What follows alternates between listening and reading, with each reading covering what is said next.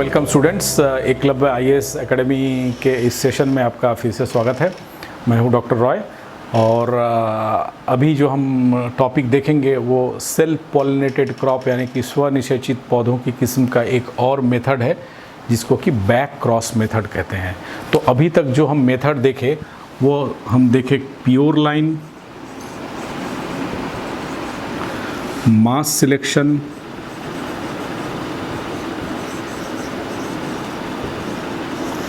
और pedigree method.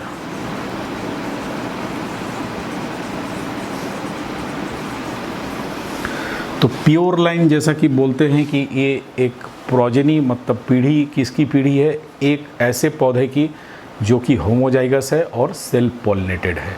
तो समयुग्मजी, homozygous और सेल्फ पॉलिनेटेड यानी स्वनिषेचित एक पौधे की जो पीढ़ी होती है उसको हम प्योर लाइन बोलते हैं।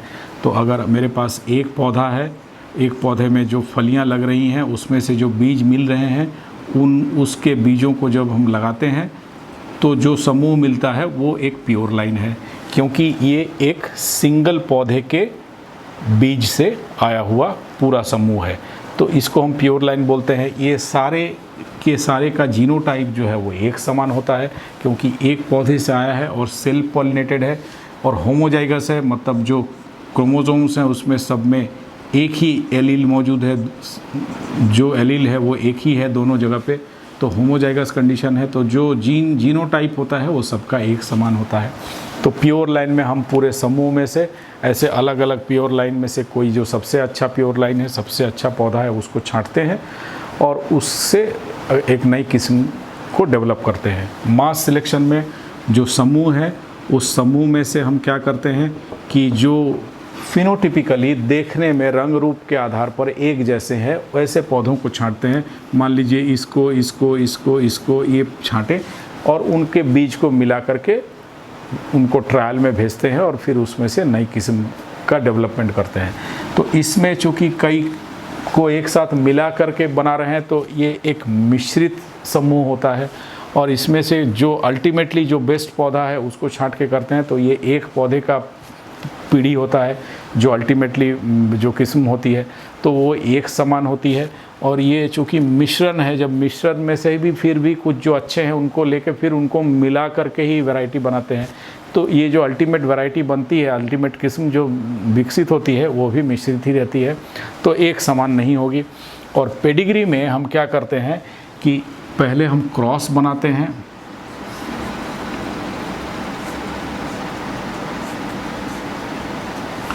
और जो F2 है जहाँ पर जो हाइब्रिड का जब हम सेल्फिंग करते हैं, F1 या हाइब्रिड का, उसका जब हम सेल्फिंग करते हैं तो सेग्रीगेशन या पृथक्करण होता है, सारे जीन अलग अलग होते हैं और नए कॉम्बिनेशंस बनते हैं।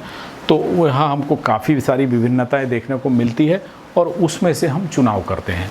तो पहले हम क्रॉस करके अलग अलग जीन्स को एक साथ लाते हैं, जो अलग अलग जनक में हैं उनके जीन्स को एक साथ लाते हैं और फिर सेल्फिंग के द्वारा उनमें कॉम्बिनेशन होके नए कॉम्बिनेशंस नई बनता है, नई विभिन्नताएं पैदा होती है, उसमें से सिलेक्शन करते हैं। पर यहाँ पर जो विभिन्नता ऑलरेडी पॉपुलेशन में जो समूह है जिसमें ऑलरेडी जो भिन्नताएं मौजूद हैं उसमें से जो अच्छा है उसको छांटते हैं। तो यहाँ हम अलग से तैयार विभिन्नता को क्रिएट नहीं करते, नई विभिन्नता पैदा नहीं करते, जो विभिन्नताएं जो वेरिएशन है उसमें से ही जो अच्छा है उसको छांटते हैं। जबकि यहाँ हम क्रॉस के द्वारा भिन्नता पैदा करते हैं और करके फिर उसमें से छांटते हैं। अल्टीमेटली यहाँ जो डेवलप होता है, जो अल्टीमेट इसमें जो लास्ट में हमको मिलता है वो भी एक प्योर लाइन है, क्योंकि अल्टीमेटली जो सबसे बेस्ट है उसके पौधे को उसको छांट के हम उसमें से बीज को फिर मल्टीप्लाई करते हैं और यहाँ भी प्योर लाइन मिलता है और यहाँ पे मिक्सचर मिलता है। तो यहाँ पे जो अल्टीमेटली हमको मिलता है वो होता है मिक्सचर ऑफ प्योर लाइन, लेकिन यहाँ पे जो हमको मिलता है वो है प्योर लाइन और यहाँ भी हमको मिलता है प्योर लाइन। तो ये तीन मेथड हम देखे। ये बैक क्रॉस जो मेथड है ये इसमें से थोड़ा अलग है। बैक क्रॉस मेथड अलग क्यों है? सबसे पहले तो यहाँ बैक क्रॉस जो अगर हम याद करें मेंडल के लेक्चर को तो बैक क्रॉस हम किसको बोलते हैं?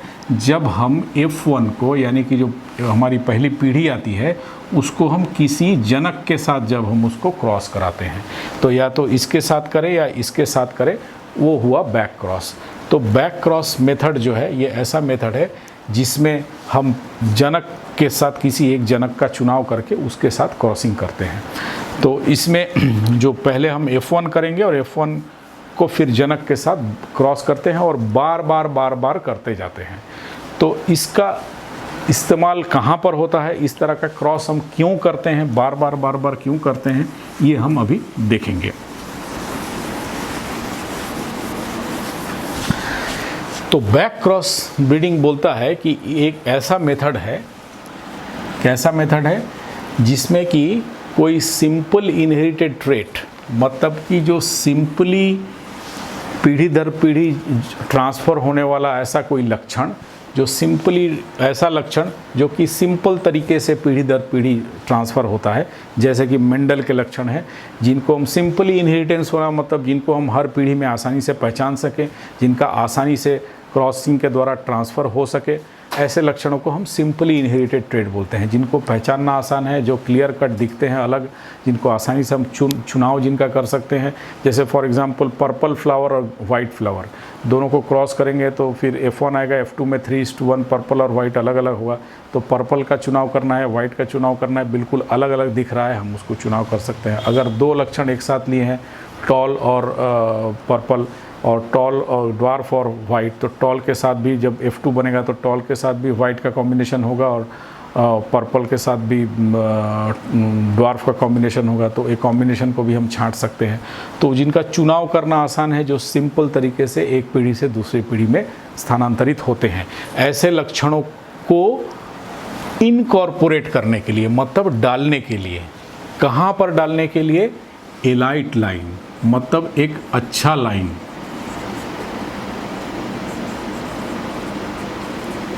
मतलब एक बहुत अच्छी किस्म जो हमारे पास मौजूद है, उसमें हम कोई सिंपली इनहेरिटेड, आसानी से स्थानांतरित होने वाले लक्षण को अगर मुझे डालना है, तो उसके लिए जिस विधि का इस्तेमाल किया जाता है वो है बैक क्रॉस मेथड। तो बैक क्रॉस मेथड के द्वारा हम एक अच्छी कोई किस्म हमारे पास मौजूद है या कोई भी किस्म मौजूद है जिसमें हम एक ऐसे लक्षण को डालना चाहते हैं जो उसमें नहीं है, जो कि आसानी से स्थानांतरित होने वाला लक्षण है, सिंपली इनहेरिटेड ट्रेट है, उसको एक किस्म में डालना है। उसके लिए हम जो मेथड का इस्तेमाल करते हैं वो है बैक क्रॉस मेथड। तो इसमें क्या हम करते हैं, इसमें हम दो पेरेंट्स का चुनाव करते हैं। मान लीजिए एक पेरेंट A है और एक पेरेंट ये है, तो इसमें वो लक्षण है जिसको हमको डालना है, यानी कि जो सिंपली इनहेरिटेड ट्रेट, जो आसानी से स्थानांतरित होने वाला, अगली पीढ़ी में जाने वाला जो लक्षण है वो इसमें मौजूद है। तो इसको हमने चुना, तो इसको हम बोलेंगे डोनर पेरेंट, क्योंकि ये डोनेट करता है, देता है। तो ये हो गया मेरा डोनर पेरेंट। दूसरा पेरेंट जो हम लेते हैं वो है रेसिपिएंट। रेसिपिएंट या रेकरेंट पेरेंट भी उसको बोलते हैं, या रेसिपिएंट पेरेंट बोलते हैं। रेसिपिएंट मतलब जो रिसीव करता है, जिसमें वो लक्षण आता है। और इसको रेकरेंट पेरेंट भी इसलिए बोलते हैं क्योंकि बार बार ना इसी के साथ में बैक क्रॉस कराया जाता है, मतलब जो F1 आता है उसका बार क्रॉसिंग जो है इसके साथ कराया जाता है। तो इसको हम बोलते हैं रेकरेंट पेरेंट या रेसिपिएंट पेरेंट। तो ये वाला जो दूसरा है, ये मेरा हो गया डोनर पेरेंट, जिसमें कि आसानी से ट्रांसफ़र होने वाला लक्षण मौजूद है, और ये वो है जहाँ पे हमको इसको डालना है। तो ये वाले को हम रेकरेंट या रेसिपिएंट पेरेंट बोलेंगे, मतलब ये प्राप्त करने वाला है या प्रापक है। ये डोनर है या देने वाला है, ये प्राप्त करने वाला है जो उसको लेगा अपने अंदर। और इसको रेकरेंट इसलिए बोलते हैं क्योंकि इसको बार बार हम क्रॉसिंग में इस्तेमाल करते हैं, तो इसको हम बोलते हैं रेकरेंट पेरेंट। तो ये नॉर्मली रेकरेंट पेरेंट को हम एक ऐसा पेरेंट का चुनाव, इसको जब चुनाव करते हैं तो नॉर्मली हम एक ऐसे किस्म को लेते हैं एज ए रेकरेंट पेरेंट, जो कि अदरवाइज़ बहुत अच्छा है, उसकी पैदावार अच्छी है, उसमें रंग रूप उसका सब कुछ बहुत अच्छा है, पर उसमें कोई एक दो लक्षण की कमी है, फॉर एग्ज़ाम्पल कोई एक रोग के लिए शायद उस पर प्रतिरोधक क्षमता नहीं है, या कोई एक इंसेक्ट के लिए प्रतिरोधक क्षमता नहीं है, या कोई एक उसमें उसका रंग जो है ऐसा है, बीज का रंग जो थोड़ा सा अच्छा नहीं है, लोगों को पसंद नहीं आ रहा है, तो ऐसा कोई एक दो लक्षण का कमी है, या प्रोटीन की कुछ कंटेंट ऐसा है, या कोई ऐसा लक्षण जो कि आसानी से ट्रांसफ़र हो सकता है, ऐसा कोई लक्षण की इसमें कमी है, पर अदरवाइज़ वो बहुत अच्छा है, वो ठीक हो जाएगा तो वो और अच्छा हो जाएगा। तो ऐसे को हम नॉर्मली रिकरेंट या रेसिपिएंट पेरेंट के तौर पर लेते हैं, और जिसमें से हमको लक्षण को ले आना है, जिसमें वो मौजूद है, उसको हम डोनर पेरेंट के तौर पर लेते हैं। तो इसका जो गोल है, बैक क्रॉस मेथड का जो मेन उद्देश्य है, मुख्य उद्देश्य वो क्या है, वो ये है कि बैक क्रॉसिंग से हमको एक ऐसी किस्म चाहिए, एक ऐसा लाइन मिलेगा जो कि आइडेंटिकल होगा मतलब बिल्कुल समान होगा, किसके जैसा, रिकरेंट पेरेंट के जैसा, जिसमें उसी के जैसा होगा, और उसमें एक एडिशनल जीन आ जाएगा, एक नया एडिशनल जीन, एक नया जीन का उसमें एडिशन हो जाएगा। तो एक ऐसा, इससे बैक क्रॉस जब हम करेंगे तो P1 और P2 इसको दो को ले रहे हैं, इसको मैं ले रहा हूँ डोनर और इसको मैं ले रहा हूँ रिकरेंट। तो इसमें अल्टीमेटली बैक क्रॉस करने के बाद जो मुझे मिलेगा वो इसके जैसा होगा, ये P1 के जैसा होगा, और उसमें ये जो जीन है जो इसमें मौजूद था, वो जीन भी उसमें एक एडिशनल, एक जीन जो है इसमें एडिशन हो जाएगा। तो P1 के जैसा होगा और उसमें इसका जीन जो है ऐड हो जाएगा। तो अल्टीमेटली बैक क्रॉस चाहता यही है कि जो P1 हम लिए हैं रिकरेंट पेरेंट के तौर पे जिसको ले रहे हैं, उसमें अल्टीमेटली जब ये मेथड, ये प्रोग्राम ख़त्म हो तो उसमें इसका जो जीन है वो इसमें एक जीन का एडिशन हो जाए और बाकी सारे लक्षण इसमें आ जाएं। तो बैक क्रॉस का गोल यही है। तो ये बैक क्रॉस मेथड जो है, इसलिए इसको बोलते हैं कि ये एक बहुत इफ़ेक्टिव और ईजी मेथड है। कब?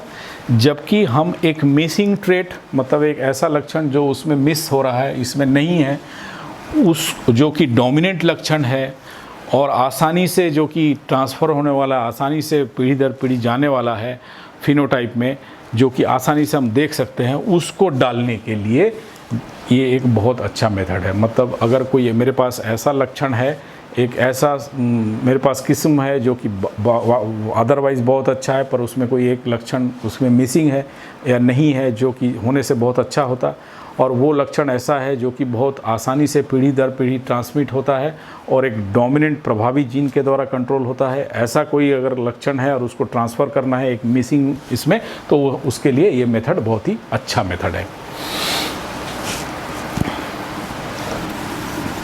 तो ये स्लाइड जैसा हम पहले देख चुके हैं कि मान लीजिए मेल स्टेरिलिटी में मैंने देखा था, मैंने उसका ही फिर से यूज़ किया है कि अगर यहाँ पर हम मेल स्टेरिलिटी को थोड़ी देर के लिए छोड़ देंगे तो मेरे पास दो पेरेंट हैं, एक पेरेंट और दो पेरेंट।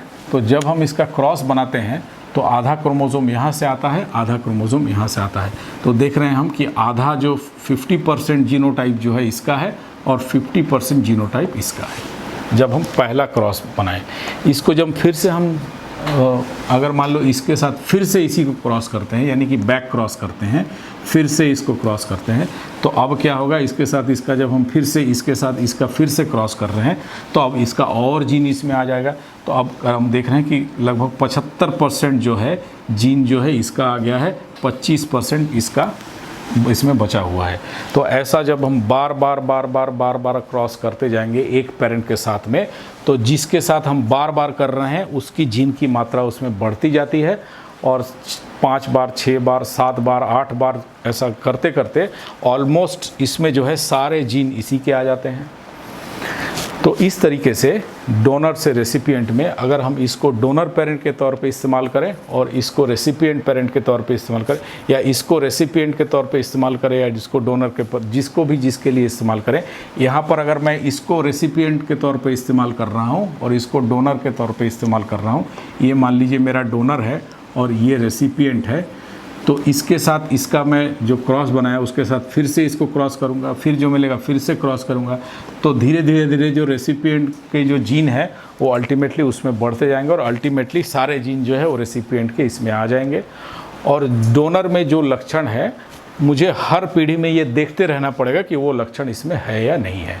तो मैं उस लक्षण के लिए चुनाव करता जाऊँगा और इसके साथ बार बार क्रॉस करता जाऊँगा, तो वो लक्षण भी मेरा बरकरार रहेगा और धीरे धीरे हर क्रॉस के बाद इसके जीन की मात्रा उसमें बढ़ती जाएगी। तो अल्टीमेटली मुझे 6-7 पीढ़ी के बाद जो मिलेगा उसमें लगभग सारे इसके जीन आ जाएंगे, तो सारे लक्षण इसके आ जाएंगे। और वो एक लक्षण जो मुझे यहाँ से लेना था उसके लिए मैं हर बार चुनाव करते जा रहा हूँ, यानी कि उसी पौधे को रख रहा हूँ जिसमें वो लक्षण मौजूद है, तो वो लक्षण भी इसमें आ जाएगा और सारे जीन इसके आ जाएंगे। तो बैक क्रॉस में हम यही करते हैं लगातार करते करते कि रेसिपिएंट पेरेंट जो है, क्योंकि वो रेसिपिएंट में या रेकरेंट में हम उसी किस्म को लेते हैं जो अदरवाइज़ बहुत अच्छा है, बाकी लक्षण उसमें सब बहुत अच्छे हैं, कोई एक आध लक्षण मिसिंग है या नहीं है जो उसमें होता तो और अच्छा होता। जैसे कि कोई रोग के प्रतिरोधक क्षमता है, उसमें बाकी सब कुछ अच्छा है पर वो एक रोग लग जाता है तो उसकी पैदावार घट जाती है, तो उस रोग का प्रतिरोधक अगर उसमें वैसा जीन आ जाए तो और अच्छा हो जाएगा, वो रोग के लिए भी प्रतिरोधक हो जाएगा। तो उसलिए उसको अगर मैं रेकरेंट पेरेंट लिया हूँ और ऐसा पेरेंट को लिया हूँ जिसमें वो रोग का प्रतिरोधक जीन मौजूद है, तो हर बार मैं उस रोग के प्रतिरोधक जीन के लिए चुनाव करता रहूँगा और इसके साथ क्रॉस करता रहूँगा। तो अल्टीमेटली जो मुझे मिलेगा उसमें वो प्रतिरोधक वाला जीन भी आ जाएगा और सारा जीनोटाइप इसका आ जाएगा। तो बैक क्रॉस में अल्टीमेट गोल यही होता है।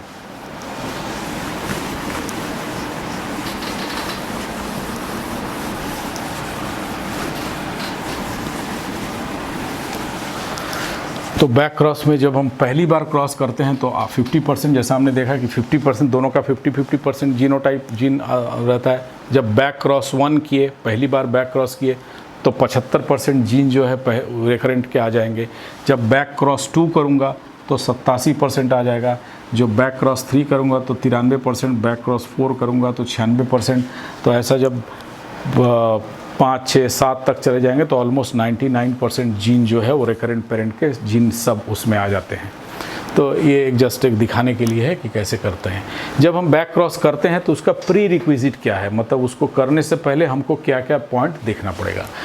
तो हमारे पास एक सूटेबल रेकर, ऐसे ही हम ब्रीडिंग प्रोग्राम जब भी आप करेंगे या इसमें ध्यान रखेंगे कि जब हम ब्रीडिंग प्रोग्राम करते हैं या कोई भी सेल्फ पॉलिनेटेड हो, क्रॉस पॉलिनेटेड हो, कैसे भी पौधे में जब उसका इम्प्रूवमेंट कर रहे हैं, इसका ब्रीडिंग प्रोग्राम का पर्पस क्या है, उसमें इम्प्रूवमेंट करना। तो हम ऐसे ही उठ के क्रॉस बनाना नहीं चालू करते हैं। हमको पहले गोल हमारा बिल्कुल निश्चित होना चाहिए कि हम क्या करना चाहते हैं, उसी के हिसाब से हम पेरेंट्स का चुनाव करते हैं, लक्षणों का चुनाव करते हैं, फिर उसका क्रॉस बनाते हैं, फिर आगे बढ़ते हैं। न कि हम पहले क्रॉस बनाते हैं फिर उसमें देखते हैं अच्छा चलो क्या मिलता है इसमें से मैं छांटूंगा। ऐसा करने से कभी भी ब्रीडिंग प्रोग्राम सक्सेसफुल नहीं होता है। तो हमारे पास सबसे पहले एक सूटेबल रेकरेंट पेरेंट, मतलब बैक क्रॉस अगर करना है तो पहले हमारे पास ऐसी किस्म होनी चाहिए जो कि अदरवाइज़ बहुत अच्छी है पर उसमें कोई 1-2 लक्षण की कमी है। तो एक suitable recurrent parent must be available, वो हमारे पास ऐसा होना चाहिए जिसमें विच लैक्स 1 और 2 कैरेक्टर, जिसमें 1-2 लक्षण की कमी है पर अदरवाइज़ अच्छा है। तो हमारे पास एक रेकरेंट पेरेंट होना चाहिए, तभी हम उसमें सोचेंगे अच्छा चलो इसमें बैक क्रॉस करके देखते हैं कि जो कमी है उसको मैं कहीं से डाल दूँ।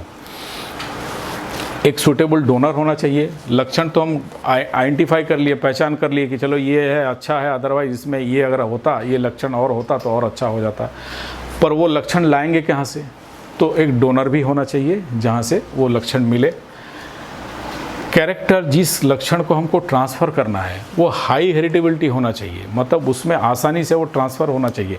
उसमें जो वेरिएशन दिखता है उसमें ज़्यादा से ज़्यादा जीन की वजह से दिखना चाहिए और शुड बी डिटरमाइंड बाय 1 और 2 जीन्स। एक जीन से या 2 जीन्स से ज़्यादा अगर कैरेक्टर कंट्रोल हो रहा है तो 3, 4, 5 जीन को एक साथ लाना मुश्किल काम है, क्योंकि हो सकता है 4 जीन से कंट्रोल हो रहा है तो एक जीन पहले क्रोमोसोम पे है, दूसरा जीन 5वें क्रोमोसोम पे है, तीसरा जीन 10वें क्रोमोसोम पे है, तो सबको एक साथ लाना तो मुश्किल काम है। लेकिन अगर एक जीन से कंट्रोल हो रहा है तो एक जीन को ट्रेस करना आसान है। तो इसलिए जो लक्षण है, जिस लक्षण को हमको डालना है डोनर से रेसिपिएंट में, वो जो है उसमें उसकी हेरिटेबिलिटी हाई होना चाहिए और 1-2 जीन से कंट्रोल होना चाहिए, 1 या 2 जीन से कंट्रोल होना चाहिए वो। और sufficient number of back crosses should be made that the genotype of recurrent parent is recovered in full। मतलब ये बोलता है कि जब हम बैक क्रॉस कर रहे हैं तो इतना बैक क्रॉस हमको बनाना चाहिए जिससे कि रेसिपिएंट पेरेंट का जीनोटाइप पूरी तरह से सारे जीन्स वापस रिकवर हो जाएं।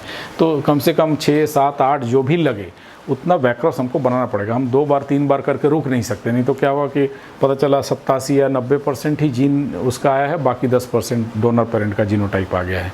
तो sufficient number of back crosses बनाएंगे। तो ऑब्जेक्टिव जो है, उद्देश्य बैक क्रॉस का ये है कि इम्प्रूव करना। किसको इम्प्रूव करना? 1 या 2 स्पेसिफिक कैरेक्टर लक्षण में इम्प्रूव करना, 1 या 2 स्पेसिफिक डिफेक्ट को इम्प्रूव करना। एक अदरवाइज जो है हाई यील्डिंग है, मतलब अदरवाइज अच्छी पैदावार देने वाली किस्म है जिसमें 1-2 कोई लक्षण है जिसको इम्प्रूव करना है, तो हम बैक क्रॉस का इस्तेमाल करेंगे। तो ये एक डायग्राम है जिसमें ये दिखाया जा रहा है कि हम एक डोमिनेंट ट्रेट, मतलब एक ऐसा लक्षण जो कि डोमिनेंट ट्रेट, मतलब कि जो कि प्रभावी जीन जिसका से कंट्रोल हो रहा है, उसको हम बैक क्रॉस से कैसे ट्रांसफ़र कर रहे हैं। तो हम एक वैरायटी लिए हैं जो कि जिसको एडॉप्टेड कल्टीवार बोला है, मतलब कि जो अदरवाइज बहुत अच्छी किस्म है, जो वहाँ के लिए सूटेबल है, पर उसमें रेजिस्टेंस नहीं है। एक कोई पर्टिकुलर रोग के लिए प्रतिरोधक का क्षमता उसमें नहीं है, वो जीन नहीं है जो उस रोग के लिए प्रतिरोधक का काम करती है, रेजिस्टेंस जीन उसमें नहीं है।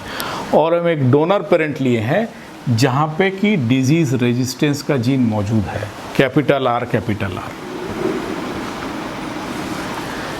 तो इसमें रेजिस्टेंस का जीन मौजूद है, और ये जो है अदरवाइज कल्टीवेटेड वैरायटी है जो कि ग्रो हो रही है, लोग उगा रहे हैं उसको, लेकिन इसमें रोग प्रतिरोधक क्षमता नहीं है।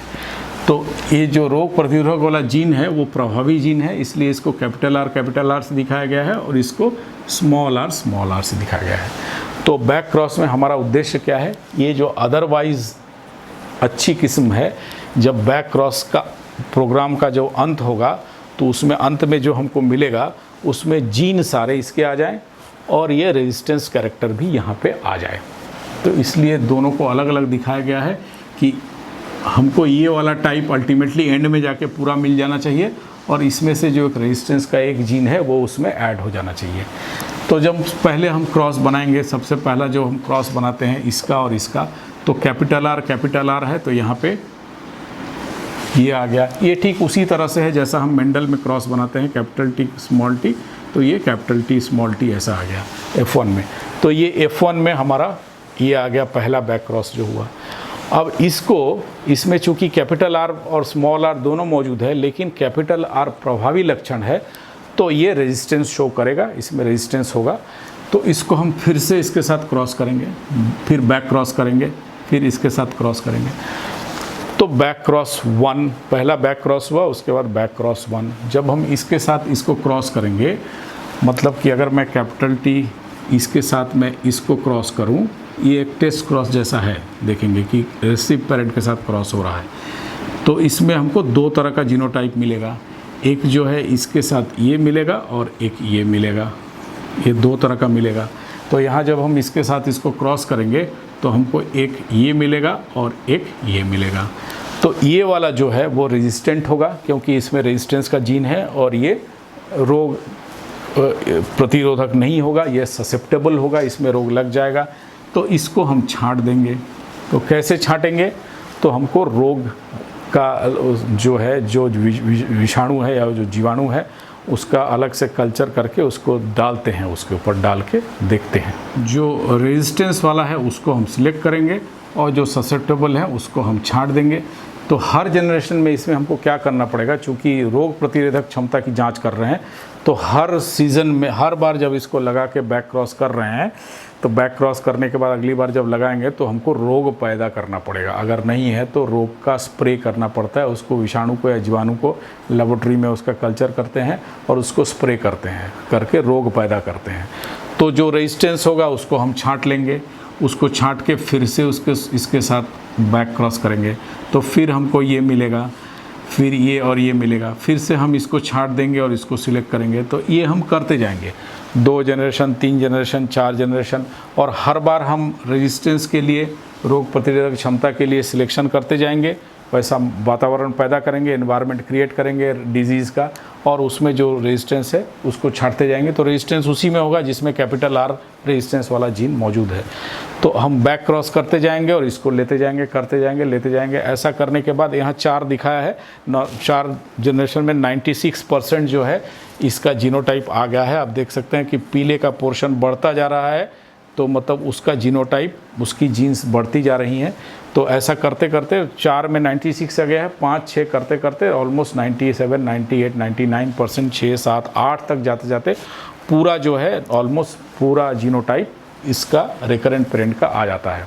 तो लास्ट में हमको जो मिलेगा, हर बार हम क्या कर रहे हैं, इसके साथ रिकरेंट का क्रॉस बनाते हैं, तो हमको 2 मिलता है, ये और ये।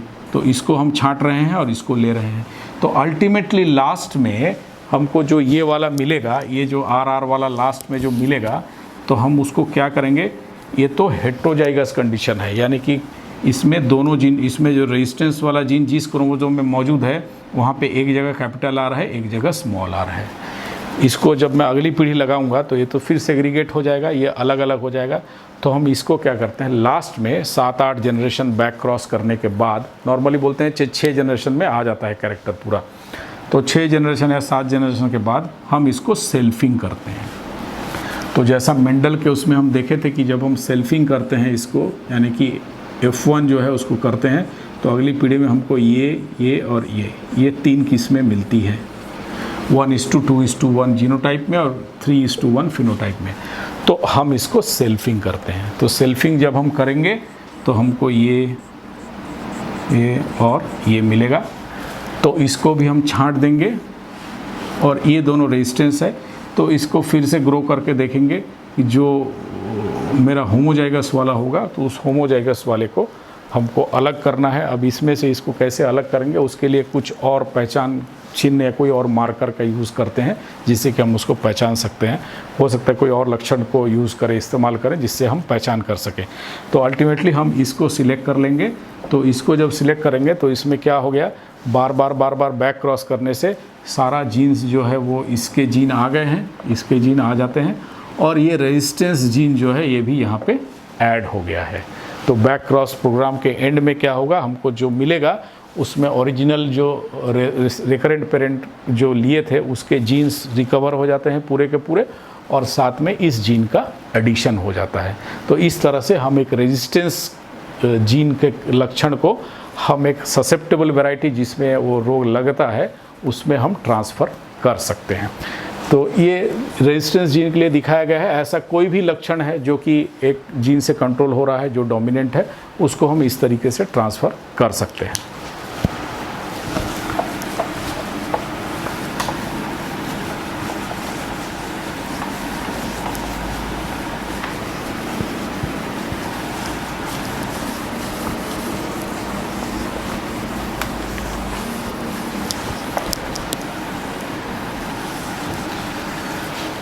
तो पिछले में हमने देखा था कि कैसे हम एक रेजिस्टेंस जीन को ट्रांसफ़र कर रहे हैं जो कि डोमिनेंट है, प्रभावी है। अगर हमारा रेजिस्टेंस जीन अप्रभावी है तो उसको हम कैसे करेंगे ट्रांसफ़र। तो अप्रभावी जब है तो मतलब जो डोनर पेरेंट है, जो मेरा डोनर है, उसमें ये है रेजिस्टेंस का जीन है जो कि अप्रभावी है। जो रेजिस्टेंस देने वाला जीन जो है वो अप्रभावी टाइप का है, प्रभावी वाला नहीं है। और जो कैपिटल R वाला है ये जो है ये ससेप्टेबल है, मतलब इसमें रोग लगता है। जिसमें कैपिटल R है उसमें रोग लगता है, स्मॉल r में नहीं लगता है। तो यहाँ जो रेजिस्टेंस देने वाला सोर्स है वो ससेप्टेबल है। तो वहाँ पे कैसे करेंगे, तो वहाँ पे जो मेरा रेसिपिएंट पेरेंट है वो ये वाला है जहाँ पे कैपिटल R मौजूद है, और जो डोनर है उसमें स्मॉल r मौजूद है। तो उसमें क्या करेंगे, जब हम इसको क्रॉस किए तो पहली पीढ़ी जो है वो इस तरह की आएगी। तो ये पहली पीढ़ी कैसी होगी, इसमें रोग लगेगा, क्योंकि जो रेजिस्टेंस जीन है स्मॉल r वो अप्रभावी है। जो डोमिनेंट वाला जीन है, जो प्रभावी वाला जीन है, वो रोग लगने वाला है, यानी कि ससेप्टेबल है।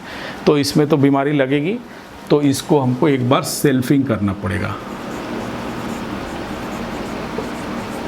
तो जब हम सेल्फिंग करेंगे तो इस तरीके से इसमें सेग्रीगेशन होगा मेंडल के नियम के हिसाब से। यहाँ पर हमको रेजिस्टेंस का लक्षण फिर से दिखेगा। तो यहाँ पे हमको ये करना पड़ेगा कि एक बार सेल्फिंग करना पड़ेगा, फिर जो मिलेगा फिर इसके साथ फिर हम इस पेरेंट का क्रॉस करेंगे। तो ऐसा करेंगे तो फिर से ये मिलेगा, तो फिर से इसको सेल्फिंग करेंगे तो फिर से ऐसा होगा।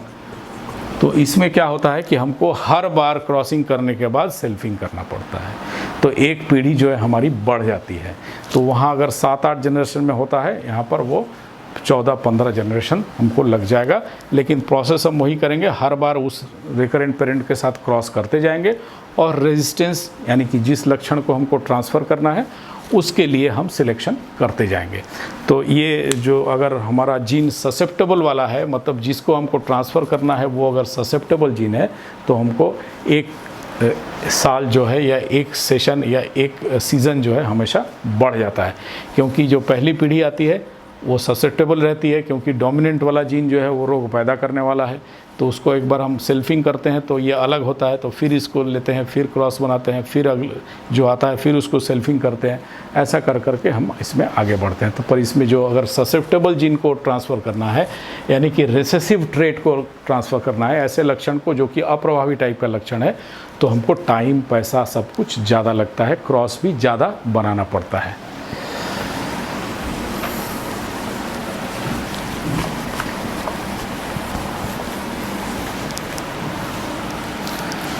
तो ये एक एग्जाम्पल है, टोमेटो में एक ब्रैंडीवाइन जीन का ट्रांसफ़र किया गया। उसमें भी आप देख सकते हैं कि ये जो लक्षण है वो स्मॉल टी से कंट्रोल हो रहा है। तो जब इसको क्रॉस किए, उसको जब सेल्फिंग किए तो फिर इसमें वो दिखेगा, फिर उसको क्रॉस करते हैं तो फिर अगले जनरेशन में फिर जो आया फिर उसको सेल्फिंग किए तो फिर उसमें ये वो दिखता है। तो ऐसा कर करके ट्रांसफ़र किया गया है। तो इसमें एक बार सेल्फिंग फिर क्रॉसिंग, सेल्फिंग क्रॉसिंग, ऐसा कर करके इसमें ट्रांसफ़र किया गया है।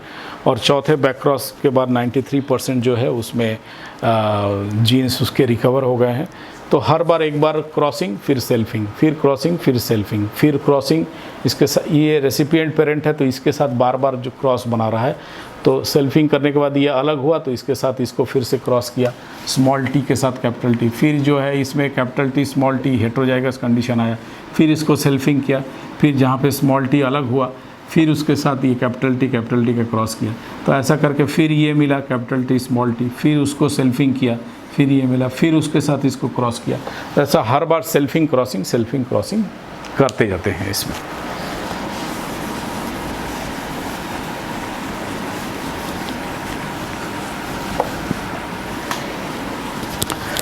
तो इसके मेरिट्स हम देखेंगे कि अगर एक वेल एडॉप्टेड वैरायटी है, एक वैरायटी जो अदरवाइज़ बहुत अच्छी है पर उसमें कोई एक दो डिफेक्ट है, जैसे डिजीज़ रेजिस्टेंस एक एग्जांपल है, तो उसको हम ठीक कर सकते हैं।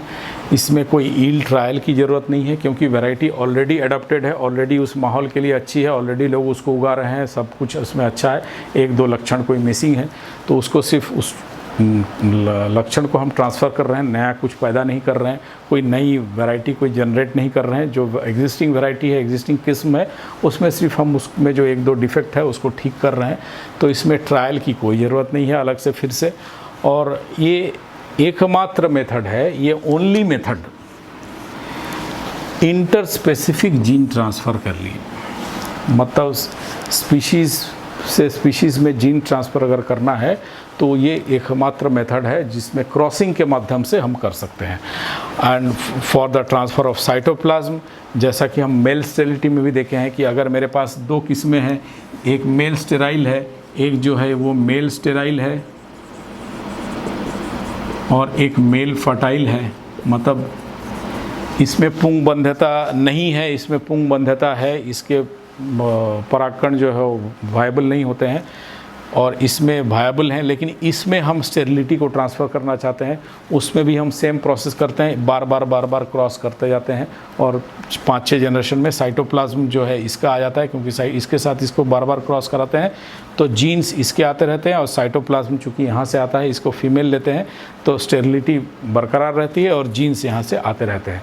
तो बैक क्रॉस मेथड जो है उस तरीके से हम साइटोप्लाज्म को भी ट्रांसफ़र कर सकते हैं। तो अल्टीमेटली क्या हुआ कि सारा जीन्स इसका आ गया। अगर इसके साथ बार बार इसको हम रिकरेंट पेरेंट लिए हैं तो बार बार क्रॉस कर रहे हैं तो धीरे धीरे जीन्स यहाँ पे आते जाते हैं। तो अल्टीमेटली क्या होगा कि हम ऐसा मान सकते हैं कि जीन्स पूरा इसमें आ गया है और साइटोप्लाज्म इसका आ गया है और जीन्स जो है इसका आ गया है।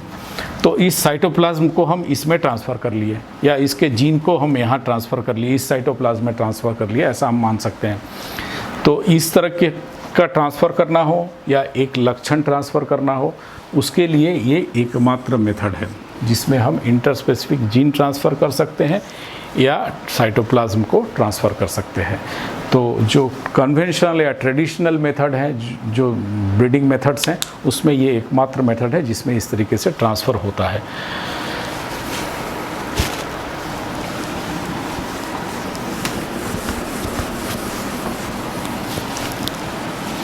और इसके डीमेरिट्स क्या हैं? तो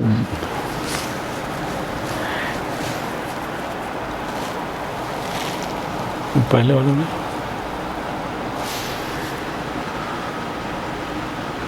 आए तो मेरिट्स डीमेरिट्स इसके क्या हैं कि जो नई टाइप जो हमको मिलेगी, जिसमें कि हम कैरेक्टर को डाले हैं, नए लक्षण को डाले हैं, वो सुपीरियर नहीं होती है, जो है वही रहती है, उसमें सिर्फ एक नया लक्षण आ गया है। तो इसलिए पुराने जो रिकरेंट पेरेंट जिससे हम शुरू किए हैं, तो उससे सुपीरियर कुछ नया मिल जाए ऐसा नहीं होता है, उसी के टाइप का रहता है, वही किस्म बनी रहती है, सिर्फ उसमें एक कैरेक्टर का एडिशन हो जाता है। तो कोई नया टाइप हमको नहीं मिलता है। और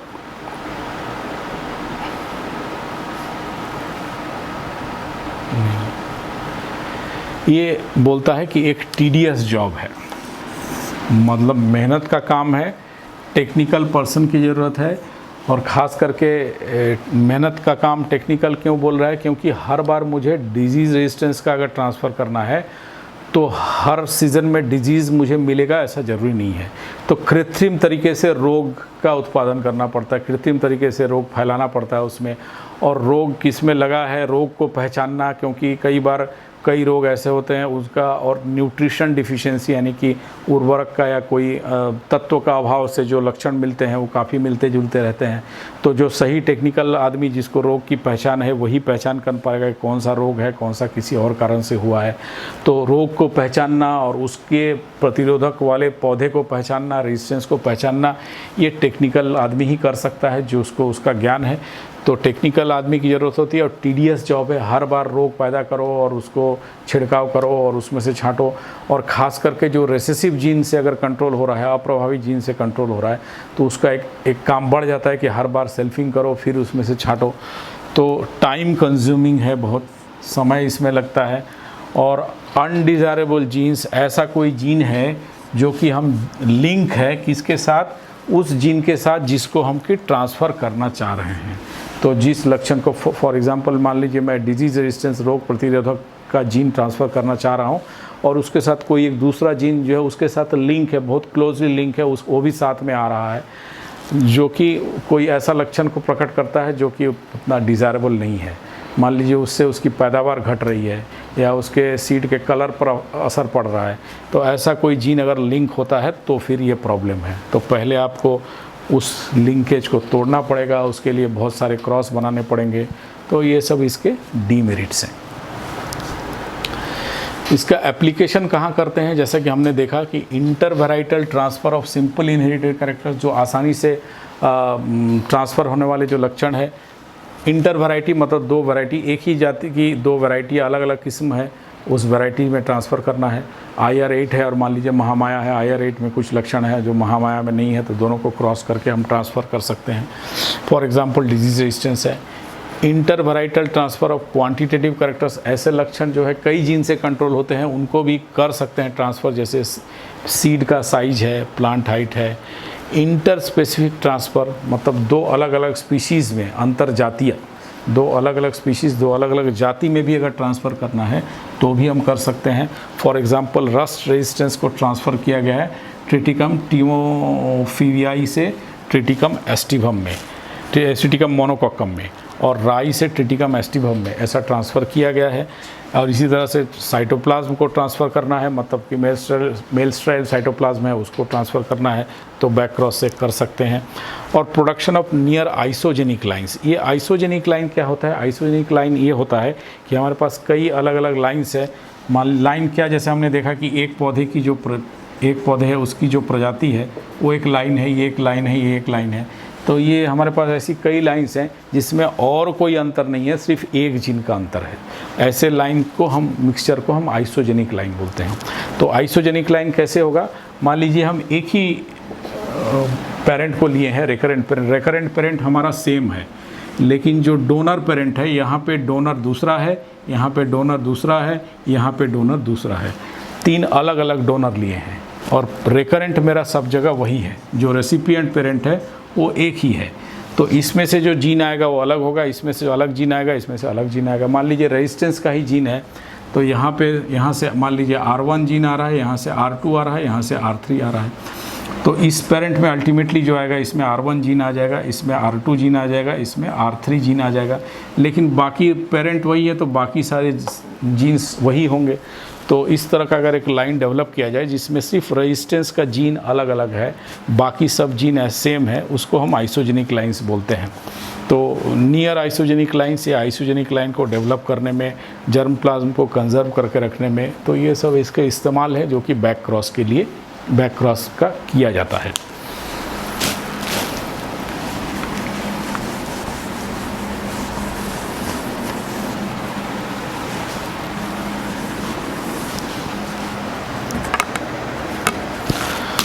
तो बैक क्रॉस से इस तरह का एक वैरायटी डेवलप की जाती है जिसको मल्टी लाइन वैरायटी बोलते हैं। तो ये मल्टी लाइन और कुछ नहीं है, बोलता है जनरली ये प्योर लाइन ही वैरायटी होती है जो कि हाईली अडेप्टेड होती है टू ए लिमिटेड एरिया, लेकिन poorly adapted to wide region. मतलब प्योर लाइन ऐसा प्योर लाइन है जो उस एक पर्टिकुलर जगह के लिए सूटेबल है, लेकिन अगर उसको आसपास और दूसरे क्लाइमेट में ले जाते हैं तो उसके लिए सूटेबल नहीं है और उसका परफॉर्मेंस स्टेबल नहीं रहता है, वेदर में स्टेबल नहीं होता है, या हो सकता है क्यों नहीं होता है, मान लीजिए डिजीज़ रेजिस्टेंस नहीं है उसमें, तो उस केस में हम मल्टी लाइन डेवलप करते हैं। उसमें क्या करते हैं, वो प्योर लाइन को लेते हैं, वो सेम प्योर लाइन को ले करके उसमें अलग अलग जीन्स जो है हम डाल देते हैं थ्रू बैक क्रॉसिंग। तो हम बैक क्रॉसिंग से एक ही लाइन से 4-5 ऐसे लाइन तैयार करते हैं जिसमें जीन्स अलग अलग हैं, बेस सबका वही है, एक ही लाइन से डेवलप करते हैं, तो उसको हम मल्टी लाइन बोलते हैं। मतलब उसमें मल्टीपल जीन्स आ गए हैं, उस लाइन में हम मल्टीपल जीन्स डाल दिए हैं, अलग अलग जगह से जीन डाल दिए हैं, अलग अलग डोनर पेरेंट का इस्तेमाल करके उसमें हम जीन्स डाल दिए हैं। तो वो जो कि पहले एक प्योर लाइन था, मतलब जीनोटाइप उसका एक ही था, एक ही तरह के जीन मौजूद थे, तो वो एक ही जगह के लिए वो अडेप्टेड था, एक जगह पे अडेप्ट हो रहा था और पुअरली अडेप्टेड था वाइड रीजन में, मतलब अलग अलग जगह पे उसका परफॉर्मेंस अच्छा नहीं हो रहा था। तो हम अगर ऐसे कुछ जीन्स उसमें डाल दें जो कि अलग अलग वेदर के लिए सूटेबल हो, तो एक मल्टी उसको मिला के जो होगा उसको मल्टी लाइन बोलते हैं। तो new races are continuously produced in many pathogens which may overcome the resistance present in pure line varieties. तो एक प्योर लाइन मान लीजिए है, उसमें रेजिस्टेंस का जीन मौजूद है, लेकिन उसमें कभी कभी क्या होता है कि उसमें नए नए किस्म के म्यूटेंट्स आते रहते हैं पैथोजन में, यानी कि जो रोग पैदा करने वाला कवक है या बैक्टीरिया है या वायरस है, उसमें म्यूटेशन के थ्रू नई किस्में उसकी आती रहती है जो कि उस रेजिस्टेंस को तोड़ देता है। तो उसलिए क्या होता है कि इस तरह के जो प्रॉब्लम्स है कि वैरायटी जो है किसी एक जगह पर ही सूटेबल है या उसमें रेजिस्टेंस के अलग अलग जीन मौजूद नहीं है, एक ही 2 जीन मौजूद हैं जो कि रेजिस्टेंस को बार बार तोड़ देते हैं, तो इनको पूरा करने के लिए हम जैसे रेजिस्टेंस को लाने के लिए मल्टी लाइन वैरायटीज़ जो है वो बनाई जाती हैं। तो इसमें हम क्या करते हैं कि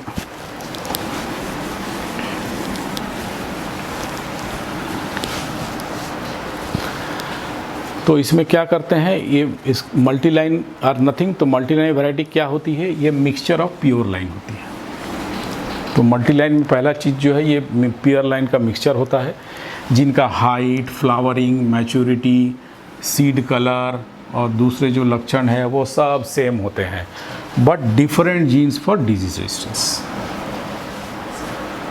तो मल्टी लाइन जो है वो और कुछ नहीं है बट ये मिक्सचर ऑफ प्योर लाइंस होता है, मतलब कई प्योर लाइन को हम मिला देते हैं। तो ऐसे प्योर लाइंस जिसमें क्या है कि उनका हाइट, उनका फ्लावरिंग टाइम, उनकी मैच्योरिटी, उनके सीड का रंग, बीज का रंग, उनमें बाकी जो एग्रोनॉमिक कैरेक्टर है जैसे उसमें कितने ब्रांचेज आते हैं, कितनी फलियां आती हैं, कितने दिन में पकती है, वो सब समान होते हैं, सिर्फ उसमें एक जीन का अंतर होता है, जो उनमें अलग अलग जीन होते हैं डिजीज़ रेजिस्टेंस के लिए। तो ऐसे को हम मल्टीलाइन बोलते हैं। तो अगर हमारे पास ये कैसे तैयार होगा, अगर मान लीजिए मेरे पास एक प्योर लाइन वैरायटी है, ये एक प्योर लाइन है, तो ये प्योर लाइन को हम 5 अलग अलग डोनर के साथ, ये प्योर लाइन मान लीजिए P है, तो हम इसको P ही रखेंगे, और यहाँ पर एक डोनर में लिया D1, यहाँ पर एक डोनर लिया D2, यहाँ पर एक डोनर लिया D3, यहाँ पर डोनर लिया D4 और यहाँ एक डोनर लिया D5। तो 5 अलग अलग डोनर में लिया। इसमें रेजिस्टेंस का जीन है R1, इसमें R2, इसमें R3, इसमें R4 और इसमें R5। ये पाँचों में रेजिस्टेंस के 5 अलग अलग किस्म के जीन मौजूद हैं। तो इनको बैक क्रॉस करके अल्टीमेटली जो डेवलप होगा वो तो प्योर लाइन यही रहेगा, सारे लक्षण इसके ही रहेंगे, सिर्फ इसमें प्लस एक रेजिस्टेंस का जीन आ गया है, इसमें भी प्लस एक रेजिस्टेंस का दूसरा जीन आ गया है, इसमें भी एक रेजिस्टेंस का तीसरा जीन आ गया है, एक रेजिस्टेंस का जीन आ गया है, इसमें भी एक रेजिस्टेंस का R4 आ गया है और इसमें R5 आ गया है। तो प्योर लाइन जो ओरिजिनली लिए थे वही है, सिर्फ डोनर पेरेंट अलग अलग लिए हैं, तो अलग अलग रेजिस्टेंस का जीन है। तो उसको अल्टीमेटली बैक क्रॉस से जब हम डेवलप करते हैं तो 5 अलग अलग लाइन तैयार होती है, जिसमें रेजिस्टेंस के जीन अलग अलग हैं। बाकी सारे लक्षण जो है वो ओरिजिनल थे वही हैं, क्योंकि बैक क्रॉस से उसके लक्षण को फिर से हम वापस लाते हैं। तो इसमें R1 है, R2 है, R3 है, R4 है, R5 है, 5 अलग अलग रेजिस्टेंस के जीन हैं। तो ऐसे पाँचों को लेकर अगर हम मिक्सचर कर दें तो वो एक मल्टी लाइन हो जाएगा। तो उसमें क्या होगा कि बाकी सारे लक्षण समान रहेंगे, क्योंकि बेस मटेरियल जिससे हम शुरू किए हैं वो वही था सबके केस में, और उसी को वापस बैक क्रॉस कर करके लाए हैं, सिर्फ रेजिस्टेंस का जीन अलग अलग सोर्स से लिए हैं।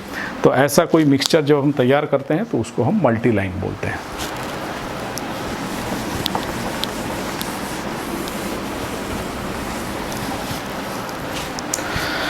तो ऑल द लाइंस, जितने भी लाइन होते हैं ये ऑलमोस्ट आइडेंटिकल, जो रिकरेंट पेरेंट के जैसा होता है, एग्रोनॉमिक कैरेक्टर में, क्वालिटी में, सब में बिल्कुल समान होते हैं।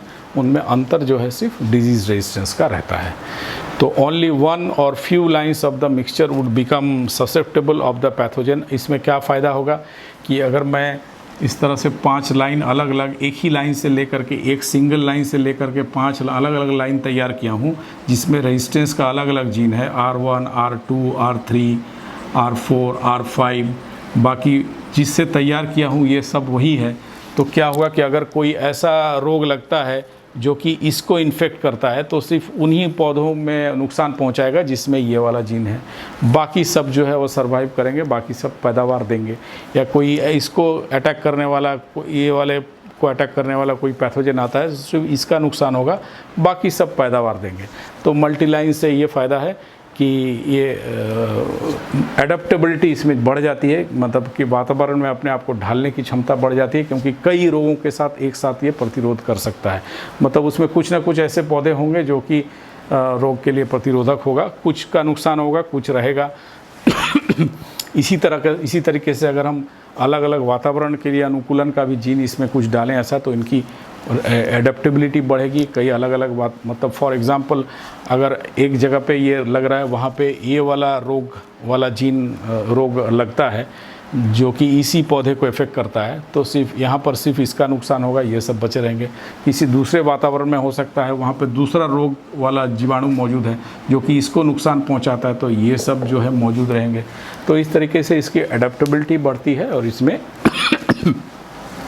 इसकी पैदावार जो है ज़्यादा स्थिर हो जाती है, ये ज़्यादा लंबे समय तक टिका रह सकता है। अदरवाइज़ क्या होगा कि अगर सिर्फ एक ही जीन सब में मौजूद है रेजिस्टेंस का, और उसका कोई ऐसा जीवाणु या ऐसा बैक्टीरिया कवक आ गया इन्फेक्ट करने वाला, तो सब जो है एक साथ साफ़ हो जाएगा। तो ये है multi line concept. Multi line को मैंने इसलिए बताया क्योंकि इसको भी बैक क्रॉस से ही तैयार किया जाता है। तो बैक क्रॉस का एक इम्पॉर्टेंट इस्तेमाल जो है वो मल्टी लाइन वैरायटी बनाने में किया जाता है।